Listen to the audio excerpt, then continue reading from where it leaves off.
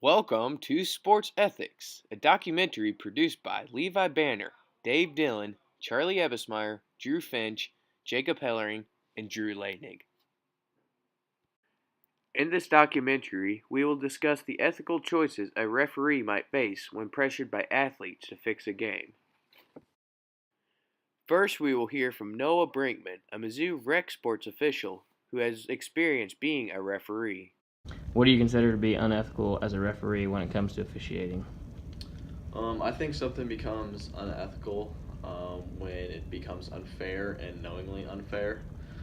I think sometimes as a referee or an official, you make a mistake and you don't realize it. In that situation, I don't think it really is considered unethical.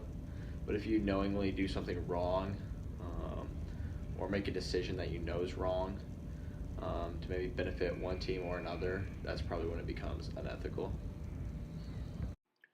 Now we will discuss 3 real-life scenarios that can affect a referee. These 3 real-life scenarios are take the money, refute with Kantian argument, and refute with utilitarianism argument. The first and probably most uncommon method is the referee just taking the money. Let's take a look. Hey man, our team really wants to do good this year. They worked really hard. We don't want to go out in the last round. Here's $100. Do what you can to swing the game in our favor. Okay, I'll see what I can do. Thank you. This ref showed unethical behavior. He only thought about himself and not the other parties involved. Our second scenario is the ref refuting the bribe with a Kantianism argument. Hey man, our teams really want to do good this year. We've worked hard all year, and we don't want to go out in the first round. Here's $100, and try to swing the game in our favor. I'm sorry, I can't do that. That's unethical and unfair to the other team. I'm going to call a fair game, and whoever wins, wins. Okay. In this clip, we see the referee use a Kantianism argument, meaning the end does not justify the means. In this case, the ref sees that the bribe is not worth becoming a corrupt official, as well as disappointing the other team and the crowd watching the game. The major idea of this theory states that no rules can be broken during the process of the event. In our last clip, we see the ref refute the bribe using a utilitarianism argument.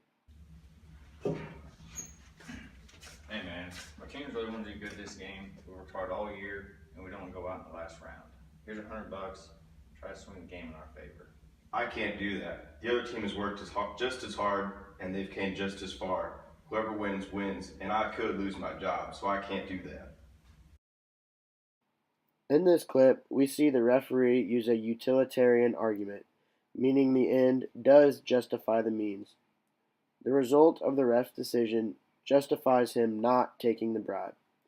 This decision will lead to a fair game, which the ref sees as most beneficial to all parties involved.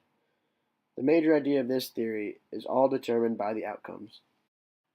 Now we will hear from Noah again about his real-life experiences of being a referee. What training or tactics do you do or are you taught to help in situations like this? I don't know if there's any really training to avoid unethical situations. I think that's kind of assumed when you take the role, that you'll do the right thing, do the fair thing, and be ethical to everyone. Do you think it's ever acceptable to make an unfair call to balance the outcome of a game or to give a team an advantage at any point? That's a pretty unique question. I think that there are situations, where you make a call that benefits a team. For an example, like if it's a 30-point game and the winning team has a close travel call, you're probably going to call it travel just because they're winning by 30. And if the losing team makes that same move and doesn't travel, you're probably going to have a slower whistle with it. That probably will happen in like rec sports. But when it comes to super organized games such as like high school or college, I don't think those types of things are going to happen. But for the purpose of like rec sports, when we are trying to encourage competitiveness and fun, I think something like that may slide. But something like in a close game or a really meaningful game, I don't think that anyone would ever purposely be unfair or do something to hurt one team. How would you handle a situation in which a player, coach, or fan offered you a reward in order for their team to receive favorable calls during a game? I couldn't say that that's ever happened before. If someone actually did it being serious, it'd be almost comical that they would insult our reliability like that. But yeah, I don't know. I think it would honestly be pretty awkward if it ever did happen. But I would just kind of ignore it, I guess. I mean, I don't know exactly how I would respond to that. Referees have a very tough job to do. However, as we have seen with Noah, most hold a very high code of ethics. Ethical dilemmas are common in sports. However, referees uphold their ethical code to ensure a fair and fun game for all. On behalf of our whole group, we would like to thank you for watching our video.